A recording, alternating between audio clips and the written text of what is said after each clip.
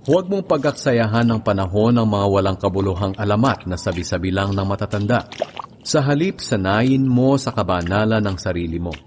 Sapagkat kung may mabuting na idudulot ang pagsasanay natin sa katawan, may mas mabuting maidudulot ang pagsasanay sa kabanalan sa lahat ng bagay.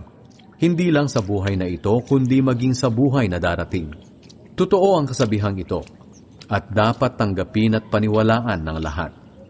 At ito ang dahilan kung bakit nagsisikap at nagtitiyaga tayo sa pagtuturo sa mga tao. Dahil umaasa tayo sa Diyos na buhay, na siyang tagapagligtas ng lahat ng tao, lalo na ng mga mananampalataya. Ituro at ipatupad mo ang mga bagay na ito. Huwag mong hayaang hamakin ka ninuman dahil sa iyong kabataan.